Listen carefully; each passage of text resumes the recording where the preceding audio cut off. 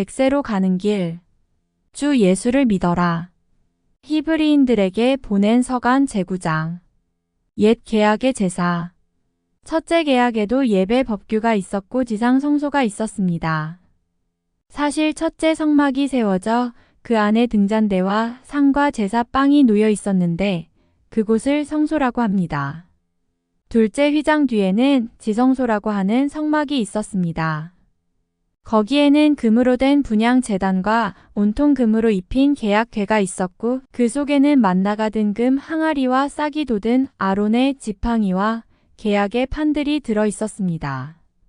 그리고 궤 위에는 영광의 커룹들이 속죄판을 덮고 있었습니다. 지금은 이런 것들을 자세히 말할 때가 아닙니다. 이러한 것들을 갖춘 뒤 사제들은 언제나 첫째 성막으로 들어가 예배를 집전합니다. 둘째 성막에는 대사제만 1년에 단 한 번 들어가는데 그때에는 반드시 자기와 백성이 모르고 지은 죄 때문에 바치는 피를 가지고 들어갑니다. 이로써 첫째 성막이 서 있는 동안에는 아직 성소로 들어가는 길이 드러나지 않았음을 성령께서 보여주시는 것입니다. 이는 현 시대를 가리키는 상징입니다. 예물과 제물을 바치기는 하지만 그것들이 예배하는 이의 양심을 완전하게 해주지는 못합니다. 먹는 것과 마시는 것과 몸을 씻는 여러 가지 예식과 관련될 뿐입니다. 이 모든 것은 새 질서의 시대가 시작될 때까지만 부과된 외적인 법규일 따름입니다. 새 계약의 제사. 그러나 그리스도께서는 이미 이루어진 좋은 것들을 주관하시는 대사제로 오셨습니다. 그분께서는 사람 손으로 만들지 않은 곧 이 피조물에 속하지 않는 더 훌륭하고 더 완전한 성막으로 들어가셨습니다.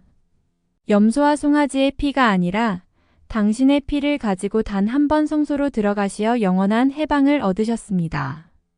염소와 황소의 피 그리고 더러워진 사람들에게 뿌리는 암송아지의 제가 그들을 거룩하게 하여 그 몸을 깨끗하게 한다면 하물며 영원한 영을 통하여 흠없는 당신 자신을 하느님께 바치신 그리스도의 피는 우리의 양심을 죽음의 행실에서 얼마나 더 깨끗하게 하여 살아계신 하느님을 섬기게 할 수 있겠습니까?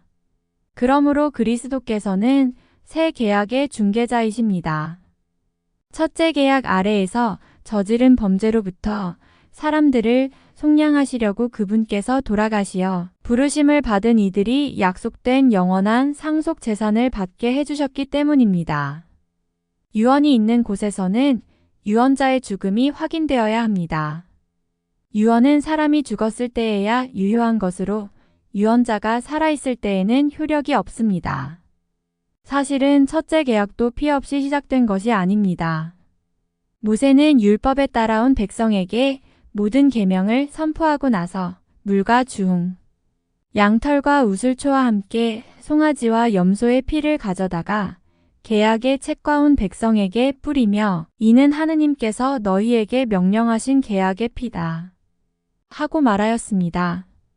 그리고 성막과 의식에 쓰이는 모든 기물에도 같은 방식으로 피를 뿌렸습니다. 율법에 따르면 거의 모든 것이 피로 깨끗해지고 피를 쏟지 않고서는 죄의 용서가 이루어지지 않습니다. 그러므로 하늘에 있는 것들을 본뜬 모상들은 이러한 의식으로 깨끗하게 할 필요가 있었습니다. 그러나 하늘의 것들은 그보다 나은 제물이 필요하였습니다. 그리스도께서는 참성소의 모조품에 지나지 않는 곳에 곧 사람 손으로 만든 성소에 들어가지 않으셨습니다. 이제 우리를 위하여 하느님 앞에 나타나시려고 바로 하늘에 들어가신 것입니다. 대사제가 해마다 다른 생물의 피를 가지고 성소에 들어가듯이 당신 자신을 여러 번 바치시려고 들어가신 것이 아닙니다. 만일 그렇다면 세상 창조 때부터 여러 번 고난을 받으셔야 했을 것입니다. 그러나 이제 그분께서는 마지막 시대에 당신 자신을 제물로 바쳐 죄를 없애시려고 단 한 번 나타나셨습니다. 사람은 단 한 번 죽게 마련이고 그 뒤에 심판이 이어지듯이 그리스도께서도 많은 사람의 죄를 짊어지시려고 단 한 번 당신 자신을 바치셨습니다. 그리고 당신을 고대하는 이들을 구원하시려고 죄와는 상관없이 두 번째로 나타나실 것입니다.